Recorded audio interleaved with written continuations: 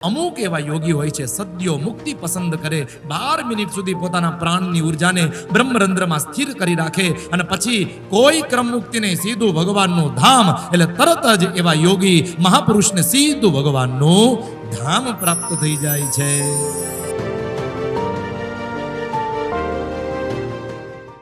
ઘણા મુક્તો હોય એ સદ્યો મુક્તિ પસંદ કરે, તો ઘણા મુક્ત હોય એ ક્રમ મુક્તિ પસંદ કરે. તમને એમ થાય સદ્યો મુક્તિ એટલે શું, ક્રમ મુક્તિ એટલે શું? ધ્યાનથી સાંભળજો.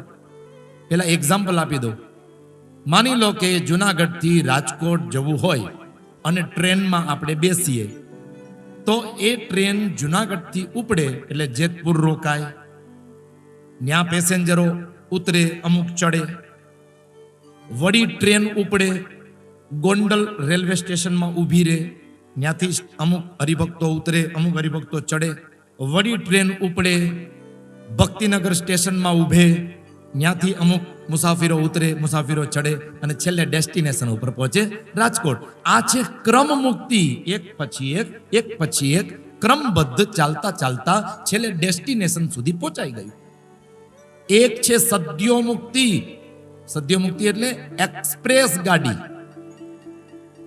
એમાં વચ્ચે એક સ્ટેશન નો આવે.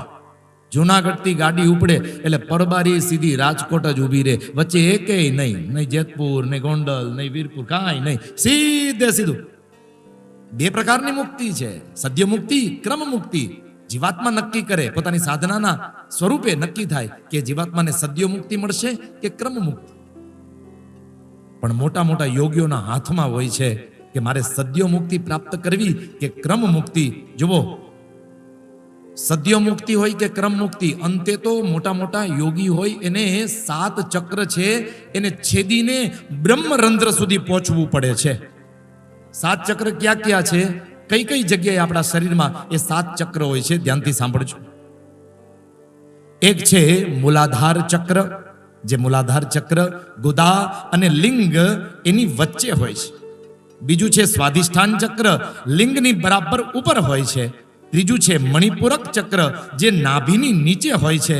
ચોથું અનાહત ચક્ર, જે હૃદયના સેન્ટ્રલમાં હોય છે. પાંચમું વિશુદ્ધ ચક્ર, જે કંઠનો સેન્ટ્રલ છે, આ ભાગ જ્યાં સ્વરપેટીનો આપણને અનુભવ થાય ત્યાં વિશુદ્ધ ચક્ર હોય છે.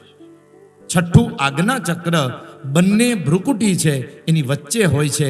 અને 7મું સહસ્રાર ચક્ર, જેને બ્રહ્મરંધ્ર પણ કહેવાય છે, અને એ અહીંયા મસ્તકમાં ઉપર તાળવે હોય છે.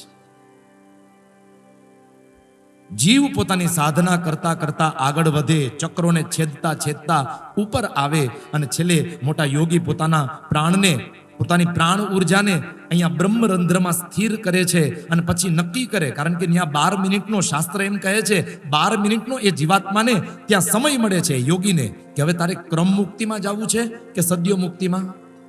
જો ક્રમ મુક્તિમાં જવું હોય તો એવા જે યોગી છે એ વિવિધ પ્રકારના જે લોકો છે એ લોકોમાં ફરતા ફરતા પિતૃલોકમાં જાય, સ્વર્ગલોકમાં જાય, અતળ વિતળ સુતળ ઇત્યાદિના દર્શન કરતા જાય. જ્યાં જ્યાં દૈવીય સંપદાઓ છે એ બધું જોતા જોતા છેલ્લે ભગવાનના ધામમાં. એ ક્રમ મુક્તિ.